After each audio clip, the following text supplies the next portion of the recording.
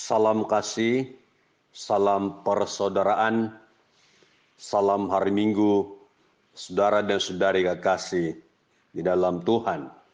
Marilah kita bersyukur kepada Tuhan, karena walaupun dalam keadaan yang amat susah, amat kritikal dengan penularan COVID-19 yang semakin bahaya ketika ini, tapi kita masih boleh bersama-sama memuji Tuhan dan belajar firman-Nya walaupun hanya melalui online pertemuan maya di dalam keluarga.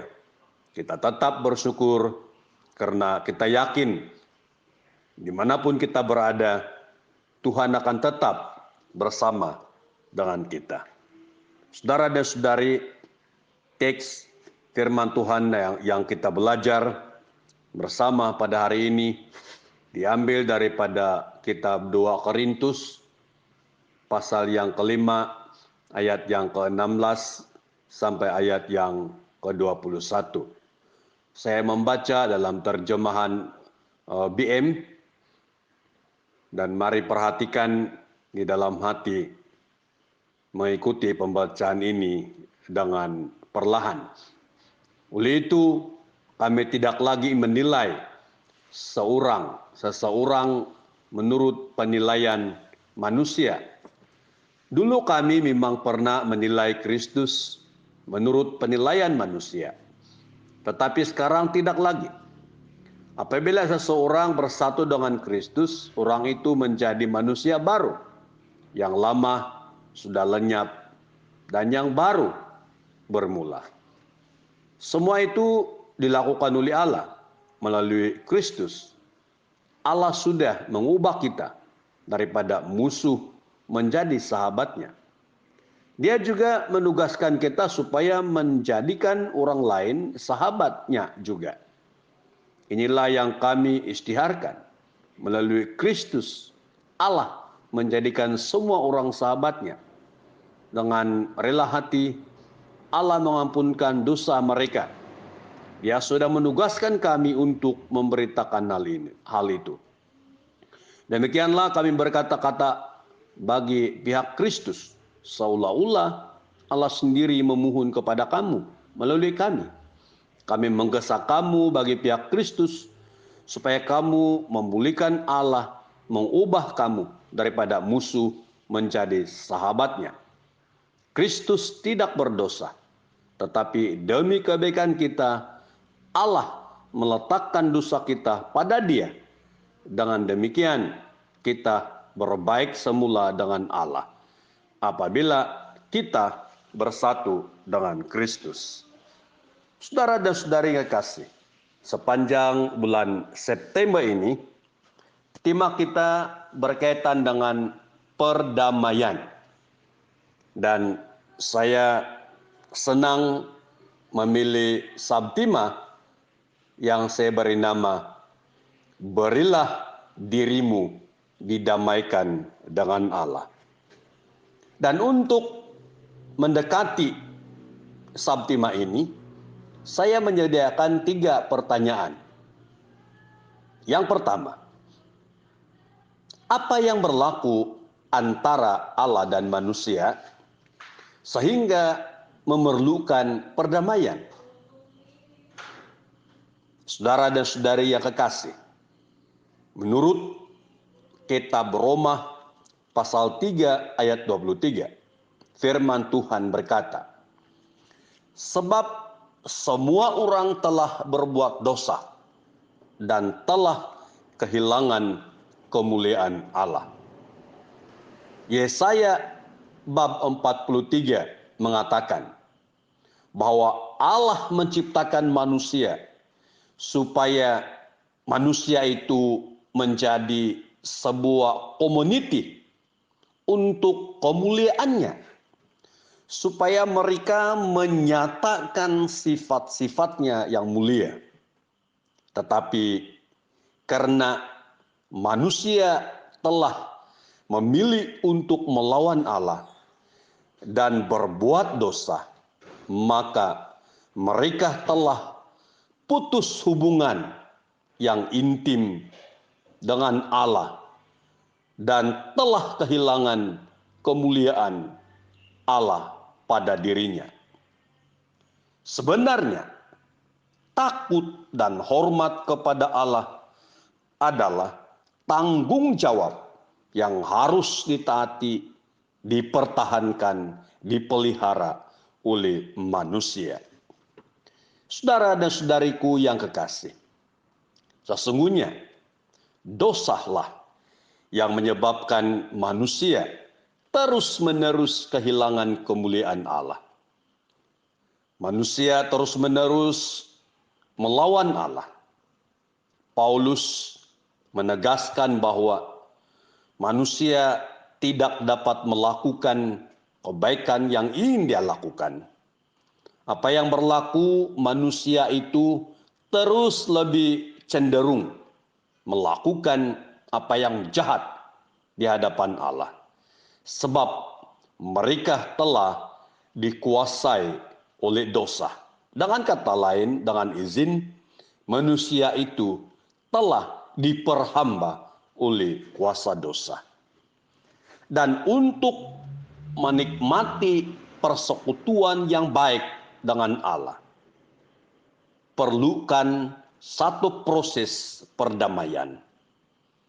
Hubungan yang dirosakkan oleh kuasa dosa ini perlu diselesaikan supaya manusia kembali memiliki tujuan asal penciptaannya, yaitu untuk pemuliaan dan untuk memuliakan Allah. Soalan yang kedua, siapakah yang membenarkan dan atas tindakan siapakah perdamaian itu? Roma pasal 3 ayat 25 berkata, Kristus Yesus telah ditentukan oleh Allah menjadi jalan perdamaian karena iman di dalam darahnya. Saudara dan saudariku yang kekasih, sesungguhnya Allah sendirilah yang bertindak untuk mendamaikan dirinya dengan manusia. Sebab manusia tidak mampu melakukan perdamaian itu. Ingatlah semasa Adam dan Hawa jatuh di dalam dosa. Malah mereka berusaha untuk menjauhkan diri dan bersembunyi di hadapan Allah. Allah sendirilah yang bertindak untuk mencari mereka. Kejadian pasal yang ketiga ayat yang ke-9. Saudara dan saudari, sebenarnya Allah ada pilihan untuk membiarkan semua manusia dengan kehidupan mereka yang dikuasai kegelapan, kejahatan, dan tanpa pengharapan hidup kekal. Tetapi Allah tidak memilih itu.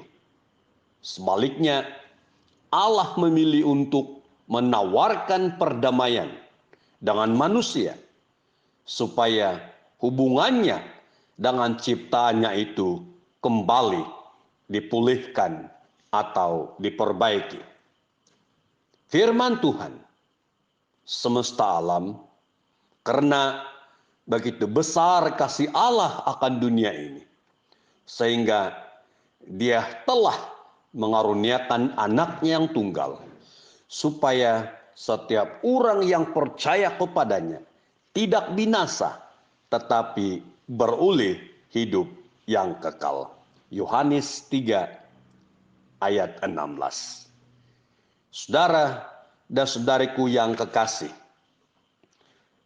sebagai respon kita untuk tawaran perdamaian ini, maka sesungguhnya kita perlu menyerahkan diri, yaitu memberi diri kita diperdamaikan dengan Allah. Sebab kita tidak mampu, kita tidak dapat mengharapkan Yesus mendamaikan kita dengan Allah tanpa pengakuan, tanpa penerimaan kita untuk dengan penuh kerendahan hati melepaskan segala keegoan dan kesombongan kita dan datang kepada Yesus. Saudara dan saudari, dan semua ini dari Allah melalui perantaraan Yesus Kristus yang telah mendamaikan kita dengan dirinya dan telah mempercayakan pelayanan perdamaian itu kepada kita.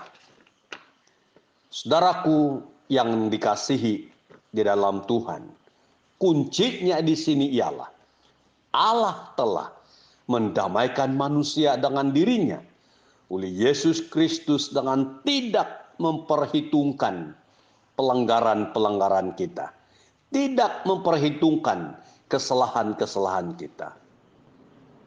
Saudara dan saudari, oleh sebab itu saudara dan saudari, kita harus meresponi bahwa Allah telah mengampuni dosa-dosa kita melalui pengorbanan Yesus Kristus di kayu salib.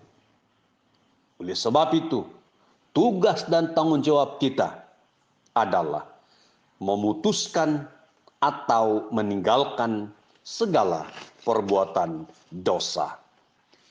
Soalan yang ketiga, apakah status manusia atau apakah status kita selepas menerima perdamaian ini? Ingatlah bahwa setiap orang yang percaya kepada Yesus Kristus dan hidup di dalamnya, dia adalah ciptaan baru. Rasul Paulus berkata, yang lama telah berlalu, yang baru telah datang.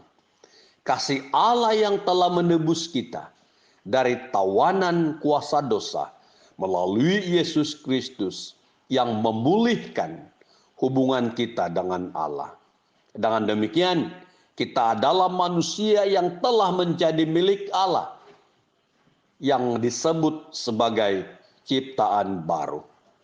Saudara dan saudari, menjadi ciptaan baru adalah menjalani kehidupan yang baru, yaitu yang hanya bergantung kepada Allah, hidup dan mengaplikasikan kasih karunia Allah dalam hidupnya, yaitu yang telah meninggalkan segala perbuatan yang tidak sesuai dengan kehendak Allah.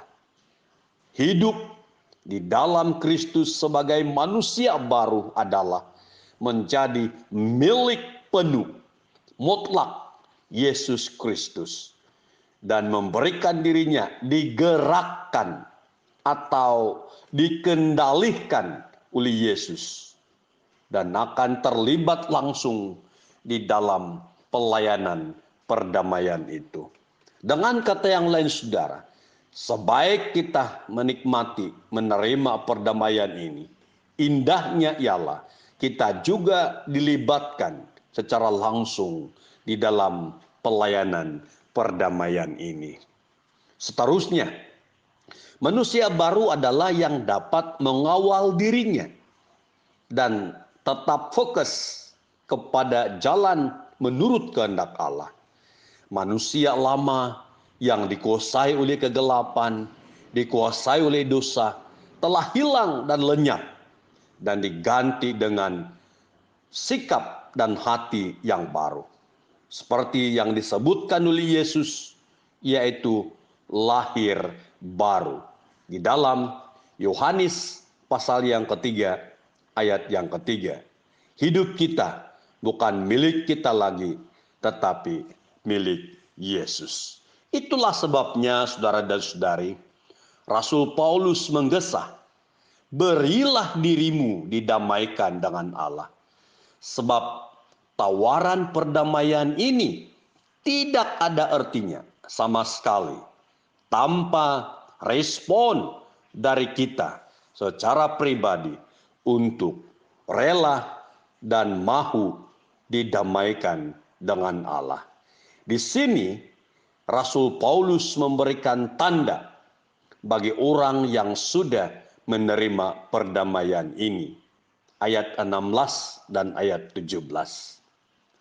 Rasul Paulus berkata, orang yang telah menerima perdamaian ini telah mengalami perubahan cara berpikir, yaitu perubahan cara pandang, di mana seseorang yang telah didamaikan dengan Allah melalui darah Yesus di kayu salib tidak lagi menilai sesuatu menurut ukuran manusia, melainkan menurut pikiran dan pandangan baru berdasarkan kehendak dan rencana Allah.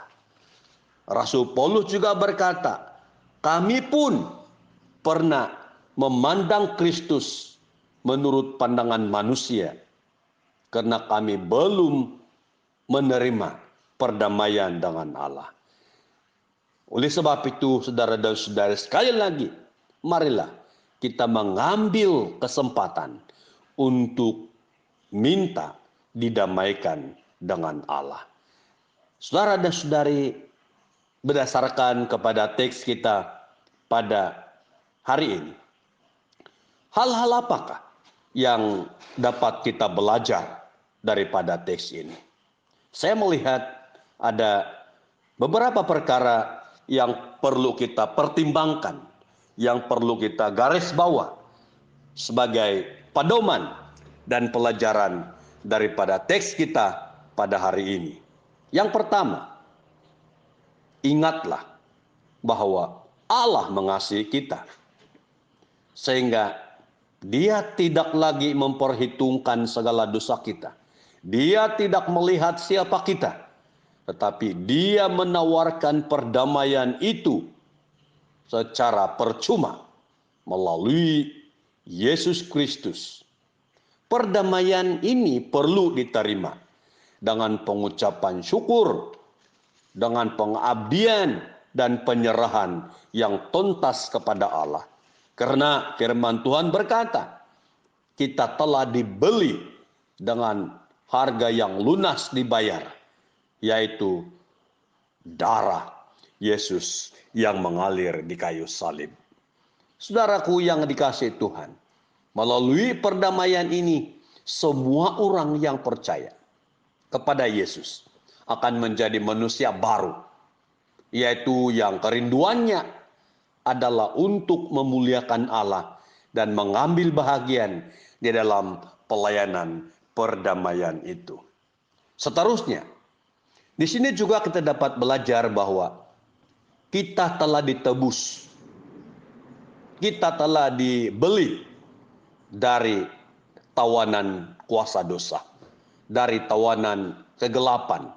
Oleh itu, kehidupan kita telah menjadi milik Allah. Kita telah menjadi merdeka di dalam Yesus Kristus. Jadi, dengan itu saudara dan saudari, jangan pernah lagi kembali kepada cara hidup kita yang lama. Sebab firman Tuhan berkata, yang lama sudah berlalu, yang baru telah datang. Sesungguhnya saudara dan saudari, kita harus bersyukur karena Allah sendirilah yang memilih dan memanggil kita untuk didamaikan kembali dengan Dia. Saudara dan saudari, suatu hari saya ditanya oleh seorang anggota jemaat, pendeta, betulkah apabila kita sudah menjadi Kristen, kita tidak boleh lagi memelihara, mengamalkan adat istiadat nenek moyang kita? Saya bilang, betul. Sebab itulah Yesus mati di kayu salib, membebaskan kita daripada adat istiadat, selian iblis yang telah memberikan kita masa depan yang gelap pada waktu itu. Tetapi kita telah dimerdekakan oleh Yesus Kristus daripada tawanan iblis. Kita telah menjadi umat yang merdeka. Jadi kenapa kita mau kembali lagi kepada adat istiadat atau amalan-amalan iblis yang dahulu telah menjajah dan mengikat kita? Bersyukurlah saudara. Saudara dan saudari, kebetulan sepanjang bulan Agustus dan sampai 16 September ini kita akan merayakan kemerdekaan negeri Sabah melalui Malaysia. Ingatlah bahwa kemerdekaan negara kita dari penjajah sangat kita perjuangkan dahulu. Marilah kita bersyukur kepada pemimpin-pemimpin negara kita yang bertungkus lumus, yang berusaha keras untuk memerdekakan negara ini dari tangan penjajah. Saudaraku, kalau kita masih dikawal, kalau penjajah yang memerdekakan kita masih campur tangan dengan sistem bernegara dan bermasyarakat, bukankah itu belum merdeka namanya?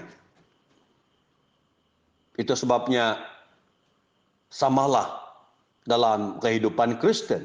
Kalau kita mengatakan sudah merdeka, sudah didamaikan dengan Allah, tapi kita masih secara diam-diam, secara tapuk-tapuk orang bilang, masih berhubungan dengan kuasa kegelapan, itu bukan merdeka namanya. Oleh sebab itu, mari saudara dan saudari, kita terus meresponi perdamaian ini, dan meresponi gasaan Rasul Paulus untuk memiliki cara pandang yang baru, memiliki cara berpikir yang baru, memiliki cara karakter yang baru di hadapan Tuhan. Barulah sesuai dengan kata Alkitab, kita adalah imamat-imamat yang rajani yang dipilih untuk menjadi warga kerajaan Allah. Salam kasih, salam damai. Selamat beribadah, Tuhan memberkati. Amin.